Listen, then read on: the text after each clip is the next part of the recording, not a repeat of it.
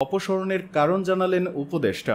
স্থানীয় সরকার বিভাগকে পরিচ্ছন্ন করার প্রক্রিয়ার অংশ হিসেবেই মেয়র, উপজেলা পরিষদ চেয়ারম্যান ও উপজেলা চেয়ারম্যানদের অপসারণ করা হয়েছে বলে জানিয়েছেন স্থানীয় সরকার, পল্লী উন্নয়ন ও সমবায় উপদেষ্টা AF হাসান আরিফ। তিনি বলেন, পুরনো শাসকের সঙ্গে সম্পর্কিত কাউকে না রাখার যে দাবি বৈষম্য বিরোধী ছাত্র আন্দোলনে, সে প্রত্যাশার পরিপ্রেক্ষিতে এ রদবদল। পুরো স্থানীয় সরকার বিভাগকে পরিচ্ছন্ন করার একটা প্রক্রিয়া, পরে প্রয়োজন অনুযায়ী পদক্ষেপ নেওয়া হবে। সোমবার 19 আগস্ট সচিবালয় নিজ দপ্তরের সাংবাদিকদের এসব কথা বলেন তিনি। উপদেষ্টা বলেন, ইউনিয়ন পরিষদে এখন হাত দিচ্ছি না, যাচাই বাছাই করে দেখা যাক সেখানে কার্যক্রম কি রকম আছে। যদি পরবর্তীকালে প্রয়োজন হয় বা প্রয়োজনের তাগিদে কোনো পদক্ষেপ নিতে হয় সেটি নেওয়া হবে। আর জন্ম মৃত্যুর নিবন্ধন সহ অন্য যে কাজগুলো দৈনন্দিন করতে হয় সেগুলো যেন চালু থাকে এবং গ্রামীণ পর্যায়ে উন্নয়ন কার্যক্রম যেন চলমান থাকে, সেজন্য প্রথম দিকেই স্থানীয় যারা সরকারি কর্মচারী আছেন তাদের দায়িত্ব দেওয়া হচ্ছে।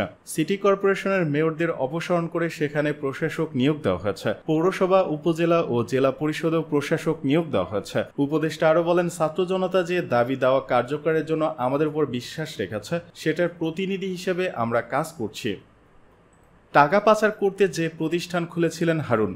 দেশের পুলিশ বাহিনীতে আলোচিত সমালোচিত ব্যক্তিদের তালিকায় প্রথম সারিতে ছিলেন ঢাকা মেট্রোপলিটন পুলিশের অতিরিক্ত কমিশনার মোহাম্মদ হারুনুর রশিদ। তিনি নানা অনিয়মে জড়িত থাকলেও আওয়ামী লীগ সরকারের আমলে মুখ খোলার সাহস পায়নি কেউই। 5 আগস্ট আওয়ামী লীগ সরকারের পতনের পর একে একে বেরিয়ে আসছে তার সীমাহীন দুর্নীতির ফিরিস্তি। 80,000 টাকার কম বেতনে চাকরি করা হারুনের টাকা পাচারের জন্য ছিল নিজস্ব মানি এক্সচেঞ্জ প্রতিষ্ঠান। সম্প্রতি অনুসন্ধানে এমন সব তথ্য উঠে এসেছে। চাকরির শুরু থেকে যখন যেখানে দায়িত্ব পালন করেছেন সেখানেই নানা অনিয়মে জড়িয়েছিলেন তিনি। প্রতিটি ধাপে প্রতারণা ও উশৃঙ্খল কর্মকাণ্ডে জড়ালেও তাকে কখনো শাস্তি পেতে হয়নি। বছরে বছরে পেয়েছেন পদোন্নতি, প্রদান করা হয়েছে গুরুত্বপূর্ণ সব ইউনিটে।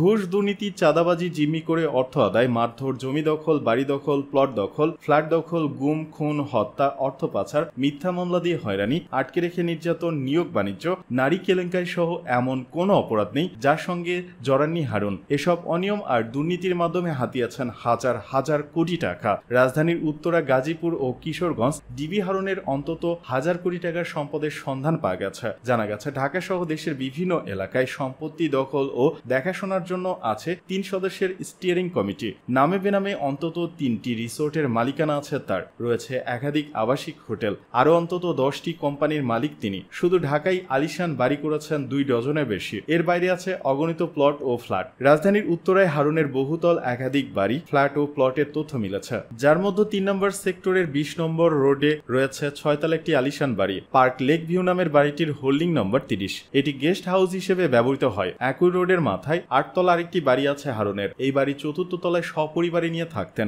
রাজনৈতিক পট পরিবর্তনের পর থেকে তিনি আর ওই বাড়িতে যাননি। 3 নম্বর সেক্টরের 7 নম্বর রোডের হোল্ডিং নম্বর 5 এ 10 কাঠা জায়গার উপর একটি 10 তলা মার্কেট। এটি হারুনের শ্বশুরের নামে করা হয়েছে। 4 রাস্তার মোড়ে জমি সহ এই ভবনটির আনুমানিক বাজার মূল্য 100 কোটি টাকার উপর। 12 নম্বর সেক্টরের সোনাগাঁও জনপদ রোডের 21 নম্বরে 6 তলা একটি বাড়ি। এই বাড়িটি বন্ধক রেখে শাহজালাল ইসলামী ব্যাংক থেকে ঋণ নেওয়া হয়েছে। 13 নম্বর সেক্টরের শাহ মকদুম অ্যাভিনিউয়ে 12 নম্বর প্লটটির মালিক হারুন। এখানে তাজ ফুডকোর্ট সহ কয়েকটি দোকান ভাড়া দেওয়া হয়েছে।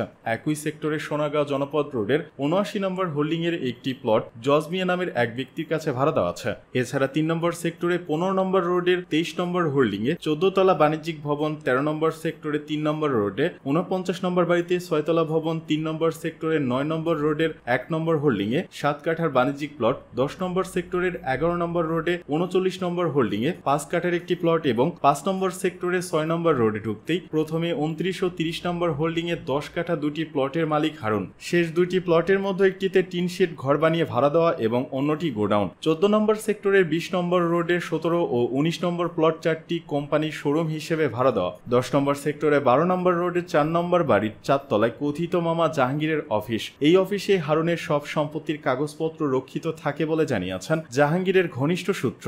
উত্তরা 3 নম্বর সেক্টরের 9 নম্বর রোডের 14 নম্বর প্লটটি হিরণ নামের এক ব্যক্তির কাছে 32 কোটি টাকায় বিক্রি করেছেন হারুন। 3 নম্বর সেক্টরের সাবেক 9 নম্বর রোড বর্তমানে রবীন্দ্র সরণিতে 7 কাঠা 41 নম্বর প্লটটি মাসিক 14 লাখ টাকায় ভাড়া দেওয়া আছে। 11 নম্বর সেক্টরে উত্তরা স্মৃতি কেবল টিভি লিমিটেডের পাশে 5 কাঠার কাঠার আরেকটি প্লট স্টার কার সিলেকশন নামের একটি প্রতিষ্ঠানকে ভাড়া দেওয়া আছে। এছাড়া 13 নম্বর সেক্টর জমজম টাওয়ারের পাশে উত্তরা থার্ড ফেইসে পূর্বাচলে কয়েক ডজন ফ্ল্যাট রয়েছে হারুনের। বনানী কবরস্থানের দক্ষিণ পাশে 20 কাঠার প্লট দখল করে একটি কোম্পানির কাছে 70 কোটি টাকায় বিক্রি করেন হারুন। টঙ্গীর 27 মৌজায় 28 বিঘা জমিতে কোনো অনুমোদন ছাড়াই নির্মাণ করা হচ্ছে জেএস জিওটেক্স লিমিটেড নামের একটি প্রতিষ্ঠান। টঙ্গীর গুশুলিয়া মৌজায় ছায়াকুঞ্জ 5 আবাসিক প্রকল্পের ভেতরে 12 বিঘা জমিতে গড়ে তোলা হচ্ছে আবাসিক হোটেল। এসব অভিযোগের বিষয়ে মন্তব্য জানতে ঢাকা মহানগর গোয়েন্দা ডিবি পুলিশের সাবেক প্রধান মোহাম্মদ হারুনুর রশিদের ব্যক্তিগত নম্বরে টানা কয়েকদিন বারবার ফোন করা হলেও সেটি বন্ধ পাওয়া গেছে।